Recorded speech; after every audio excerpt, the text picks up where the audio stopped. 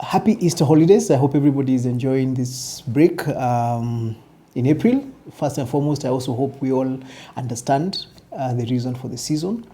As a Christian, this is a very, very critical part of the calendar. It is what makes you understand the very essence of Christianity and salvation. Jesus was born, lost his life, came back from the dead, so that you are able to stand up and claim that sacrifice he made as your salvation. So I hope everybody is understanding what is going on this weekend, and that we remember the reason for the season. As you enjoy your holiday and you plan to go back to work on Tuesday. Here in Rware, we are still doing what we do best. We are still making sure we serve the people who come and visit with us. Good Muzis, we have a package that allows you to ensure that your family is taken care of without you having to cook. Full Muzi, all with accompaniment. Let's talk siasa a bit. As much as it's a holiday season, I've seen a lot of people getting very frustrated. One, by Rigathi and his hardliness. And people get irritated by who he is and how he speaks and the stuff he does. And I was analyzing him the other day, and I tried to compare RG today and Ruto in the first term, 2013 to 2017. And as much as we have forgotten, you realize that the first term, William Ruto was also a very, very, very firm hardliner of Uhuru Kenyatta. So I've been just looking at Rigathi, and why would somebody not really care with becoming a punching bag, a political punching bag for the media, for the opposition, to some extent, for most regions? I mean, when you listen to people, they're like Kini Rigathi, Kini Rigathi apana. And then I realized something. One, Rigathi understands his role. He's a deputy president. He's not the president. Neither is he a cabinet minister, neither is he a member of parliament. He's a deputy president. His role is to assist the president. What does that mean? It means he tends to do the hard, heavy lifting. So if there's something that needs to be said that president cannot say because of who he is and what role he occupies and the fact that he is supposed to be emblem of national unity, is supposed to be the essence of national unity, RG steps up and says it. If he thinks somebody is misbehaving, William Ruto might not be able to say it. RG steps up and says it. So somebody asked me, Kwani, he doesn't mind, he's a politician, he doesn't care about what other people think about him. And then realize something. First, RG is deputy president because of one person's vote, William Ruto. Remember when they were doing the voting and the elections in Karen? And we all hear that he got very few votes. So if it was about popularity, RG would not have become deputy president. It would be somebody else. So RG understands one thing. He is deputy president because William Ruto voted for him.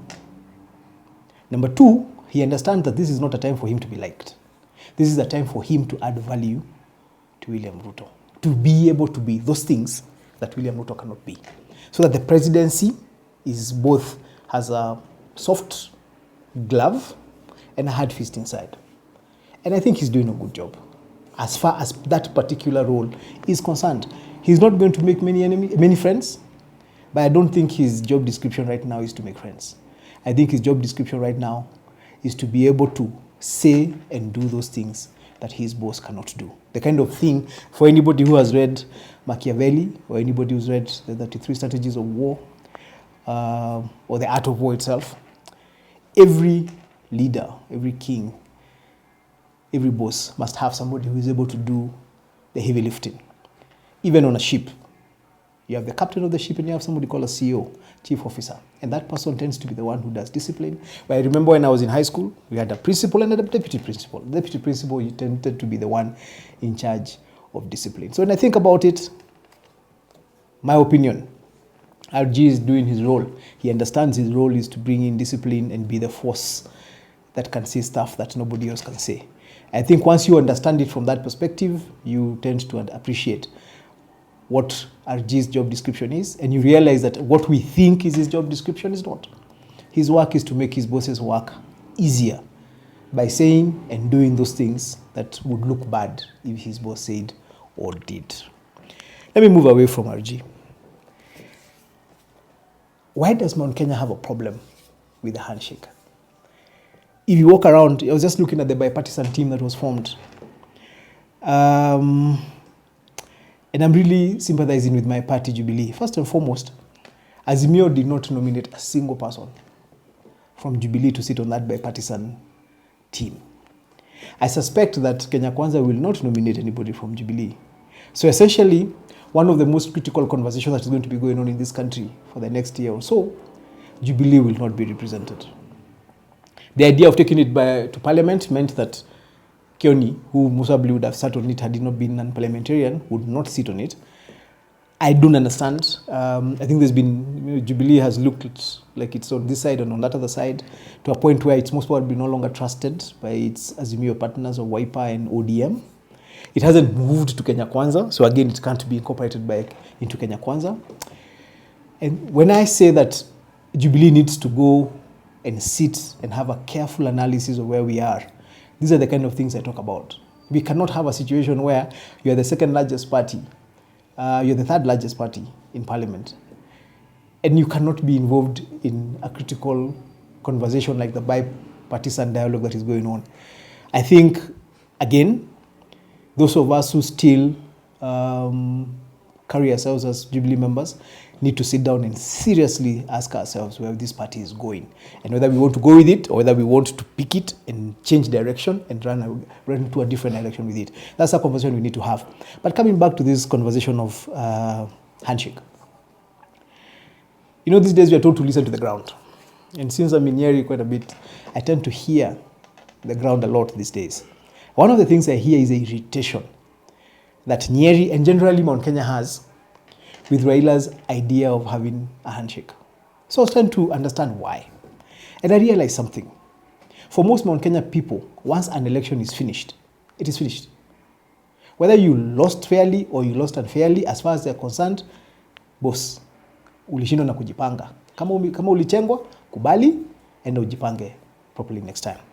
And you'll see this historically, even during Moi's time, when he would come and do all manner of magic during elections in Mount Kenya.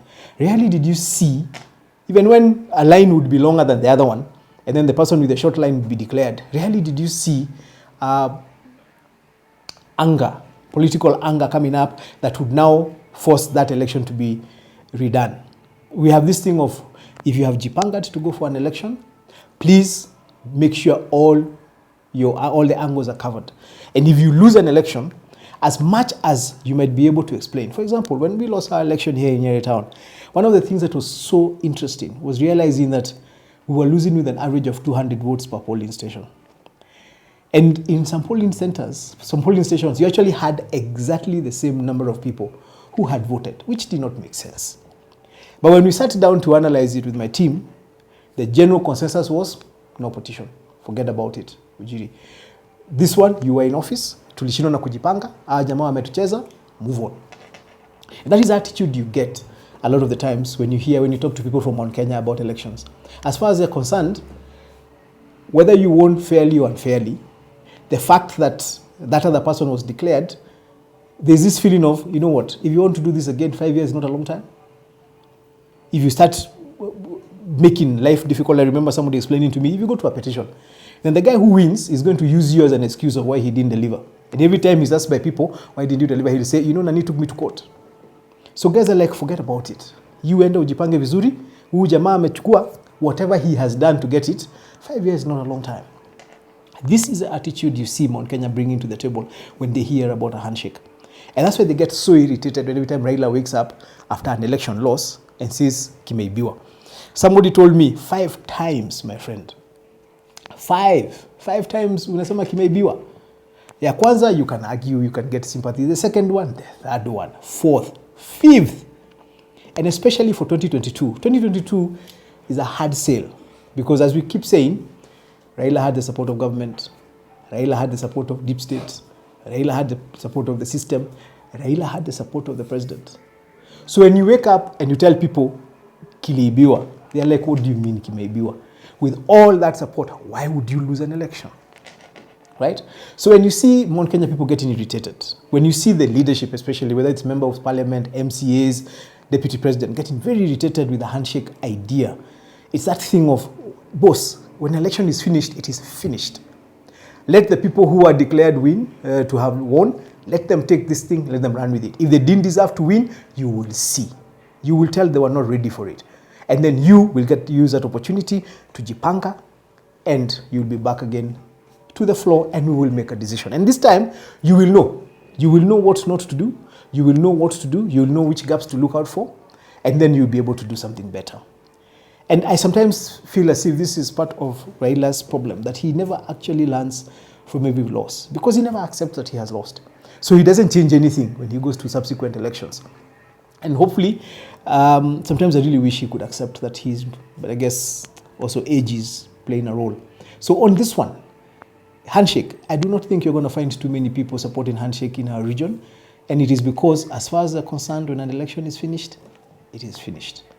Move on, learn, plan better. As I wrap up, there's a lesson in here also for government. You know, I keep hearing people within Kenya Kwanza saying, these guys had deep state, they had the system, they had the president, and they lost. I think it's a lesson also for Kenya Kwanza to keep in mind that you can have the deep state, you can have the system, you can have government, and still lose. So as we move forward, let's move forward remembering with great humility that it is possible to have everything going for you in an election and lose. So that as we work, as we plan, even as Kenya Kwanza plans for the next election, as the people who will be opposing it plan for the next election, humility is going to be important, because it is possible to have everything. When you say that walikuwa na kila kitu na tuliwashinda, it is important for you to remember that today, nyinyi ndio mko na kila kitu, na kama wale walishindwa, hata nyinyi mnaweza shindwa. So this is a lesson for all of us as we move into proper politics, slow politics as we grow. Let us remember that it is possible for things to turn around by themselves. So anyway, again, have a happy Easter holiday. Remember the reason for the season. If you're in Nyeri, please make a point of passing by Rware. We still do very, very nice chai and mandazi, very nice choma, very nice pilau, and a couple of other things that you will find there. Please come, bring your family. I assure you, you'll have a very good time. Accommodation is available, very, very good. Free Wi-Fi. Rooms are just 2,000 bob. Karibu sana. God bless you, God bless you, God bless you.